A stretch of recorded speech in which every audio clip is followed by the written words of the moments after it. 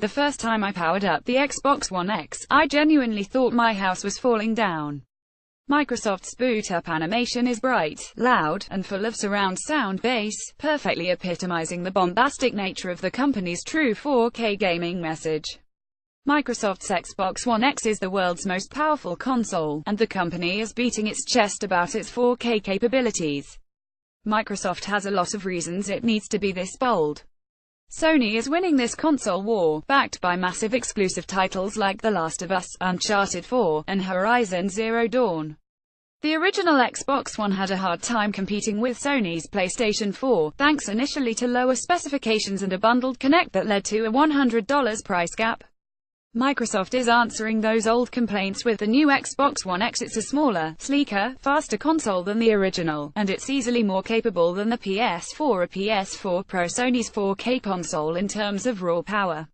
While the power inside is unquestionable, Microsoft's focus on hardware specs isn't matched with launch titles that really show off 4K gaming. Forza Motorsport 7 debuted last month, so the Xbox One X isn't launching with any exclusive AAA games. At $499, you're really paying for the pure hardware here, and you'll need a 4K TV to get the best benefits.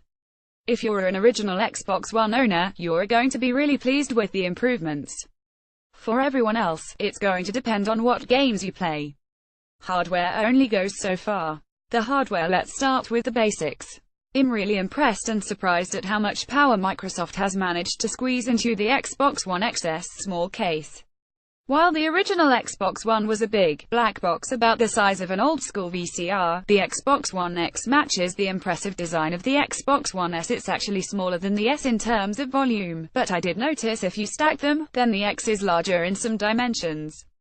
Either way, it's small enough to fit in a backpack, but it's rather dense so it feels heavier than the One S. The Xbox One X design is very similar to the S. The Xbox One X has the same inputs and ports as the S. There's HDMI in if you want to connect up a TV set-top box, 2 USBs at the rear and 1 at the front, and an Ethernet port. Microsoft ditched the external power supply from the original Xbox One, and it's all integrated in and dual voltage. All in all, it's very similar to the Xbox One S from the outside and still needs a USB adapter for the Kinect. The real power can be found inside. Microsoft is using a 2.3 GHz 8-core AMD Jaguar processor, 12 GB of RAM, and a 6 teraflop AMD Radeon GPU. That's nearly 2 teraflops more than the PS4 Pro, a faster CPU, and 3 GB more of overall RAM.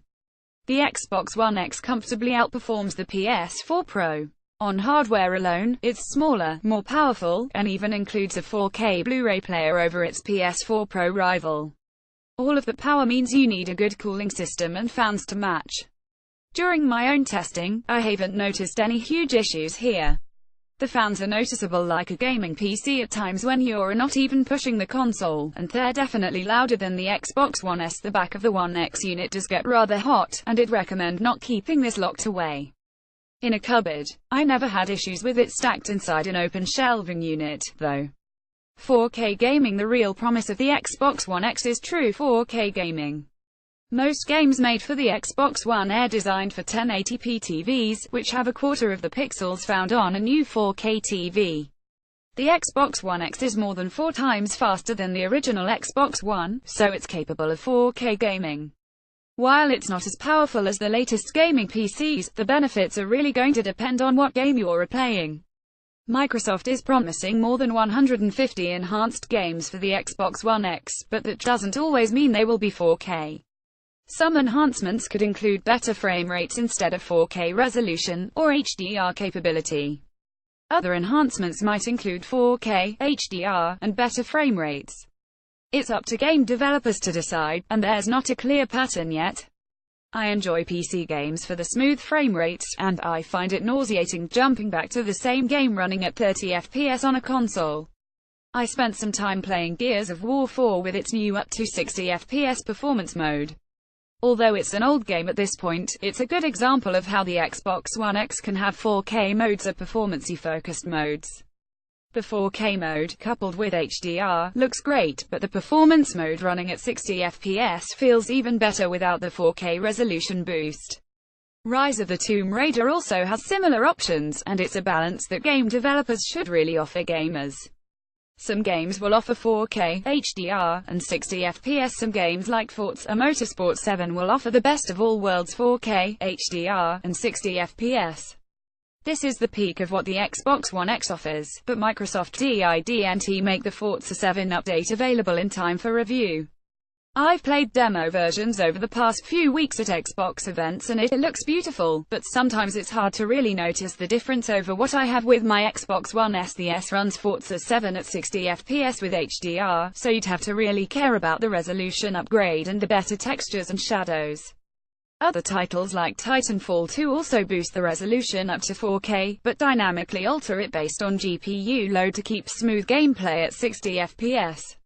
I could argue about all the various tricks that developers will use to hit 4K gaming, whether it's checkerboarding or dynamic resolution, but none of this really matters unless you're a pixel nerd.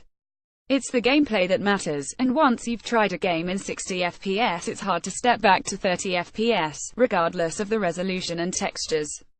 One of the biggest improvements I noticed when an enhanced for Xbox One X update arrived was Assassin's Creed Origins. It looks stunning on the Xbox One X, with a 4K resolution and HDR support. It's way less blurry than on my Xbox One S, and I'd say it's closer to looking like it does on my PC thanks to the obvious improvements in textures. On my LG OLED with HDR enabled it looks gorgeous and runs really well.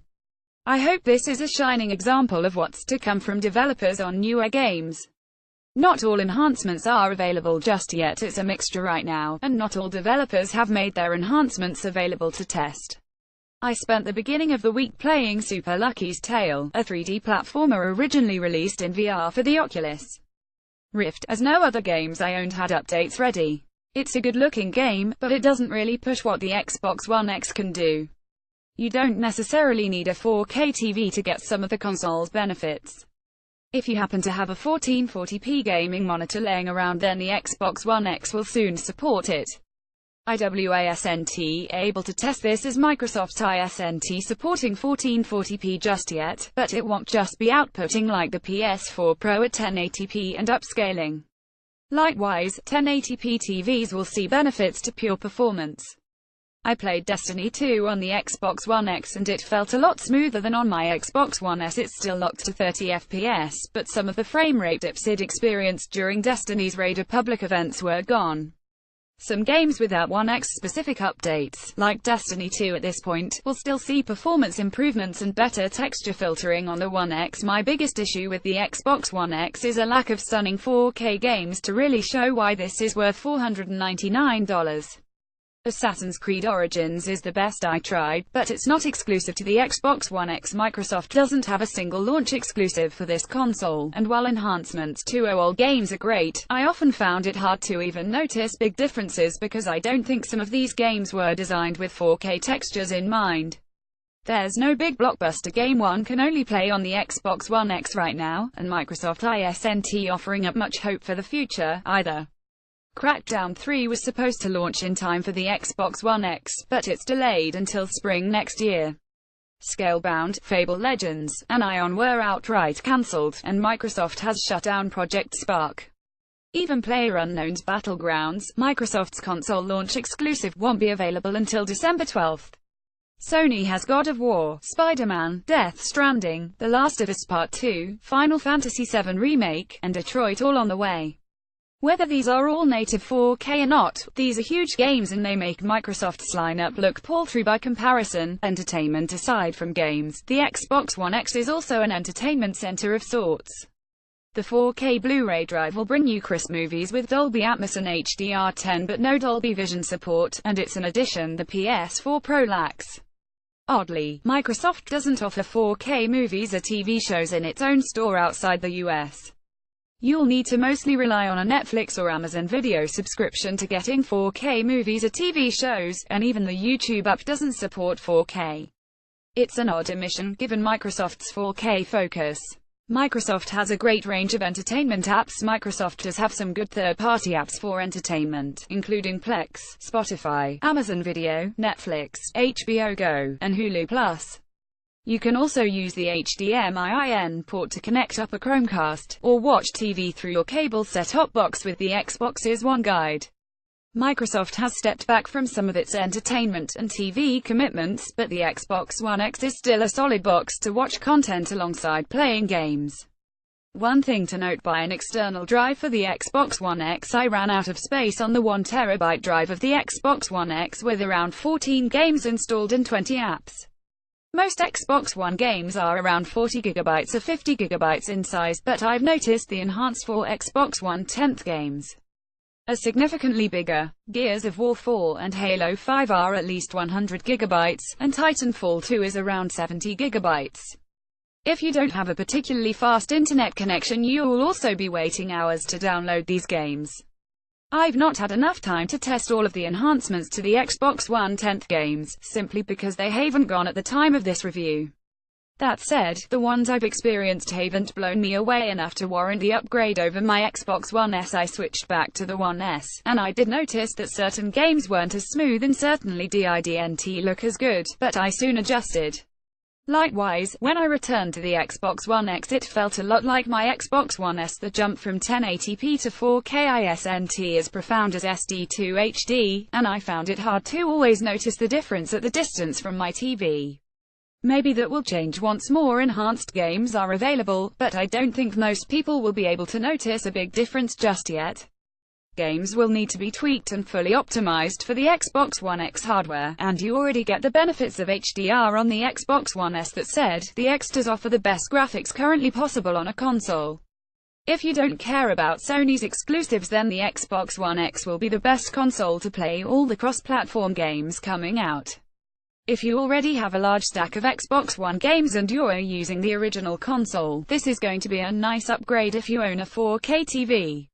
For anyone else, this probably isn't the console for you. Sony really has some impressive exclusives on the way, and it's hard for Microsoft to counter this despite its great job on the hardware. Microsoft promised the best hardware, and it did, but that's nothing without games.